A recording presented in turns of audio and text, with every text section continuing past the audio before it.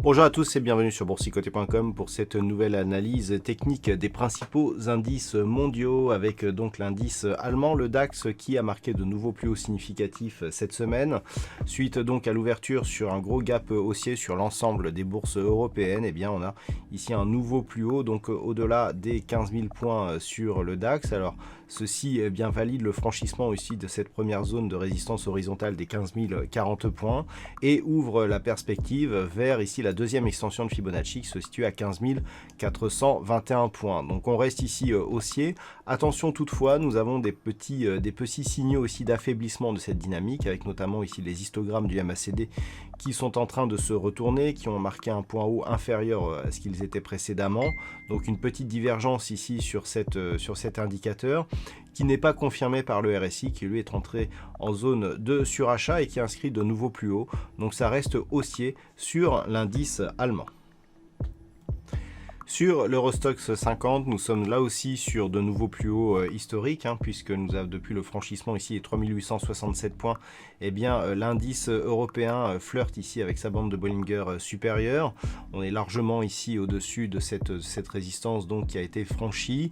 On est ici sur une progression qui est relativement lente mais régulière, donc on se dirige tout doucement ici vers la zone des 4000 points qui devrait bientôt être atteinte, pourquoi pas la semaine prochaine. Donc sur l'Eurostoxx, là aussi on a des signaux d'affaiblissement de la dynamique haussière, on le voit ici au niveau des histogrammes du MACD, comme sur le DAX, le RSI quant à lui reste en zone de surachat, ce qui nous montre que la pression haussière subsiste sur cet indice, donc on reste en tendance haussière et donc relativement forte sur l'indice Eurostoxx 50. Sur les indices américains, là aussi nous avons une confirmation de reprise du mouvement haussier. Nous avions un objectif ici sur la zone des 4064 points qui représentait l'extension de Fibonacci ici sur la dernière phase de consolidation. Cette zone ici a été atteinte, franchie et a même ici servi de support à une reprise ici du mouvement haussier. La deuxième extension se situe désormais sur la zone ici des 4194,8, donc l'on arrondira à 4195. La dynamique est relativement forte ici sur les indices américains. On le voit ici au niveau des histogrammes du MACD qui sont toujours en progression positive, alors que le RSI ici rentre dans sa zone de surachat. Donc on devrait continuer à monter ici sur cet indice large et confirmer donc la tendance haussière sur tous les horizons de temps, sur le court, le moyen et le long terme, sur le S&P 500. Sur le Nasdaq, la configuration est là aussi haussière. On reprend un petit peu de force sur l'indice des technos américaines, puisque là où tous les indices valident de nouveaux plus hauts significatifs, il n'en est pas de même pour cet indice qui, je le rappelle, a connu une nette phase de sous-performance ici sur toute cette phase de consolidation. On est toutefois en train de revenir ici sur cette zone de points hauts, puisqu'on est en train de franchir ici la zone des 13 742 points. Zone de points hauts ici sur ce niveau des 13 880 points.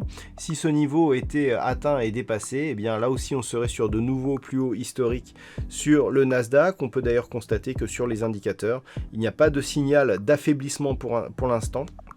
Donc on pourrait connaître ici ces nouveaux plus hauts historiques dès la semaine prochaine.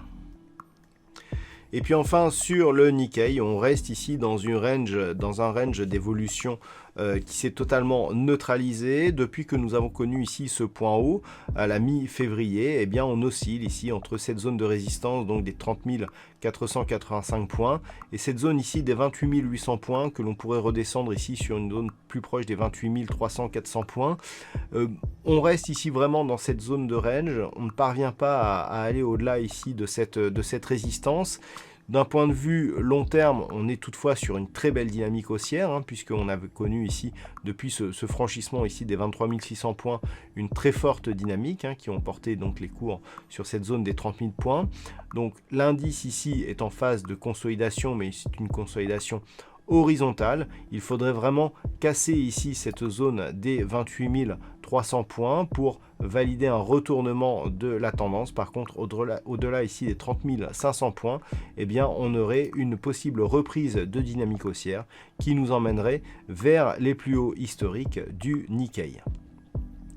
Voilà donc ce que l'on peut dire sur cette analyse technique des principaux indices mondiaux. Je vous souhaite un bon week-end et on se retrouve dès la semaine prochaine pour d'autres analyses techniques, toujours sur le site boursicoté.com.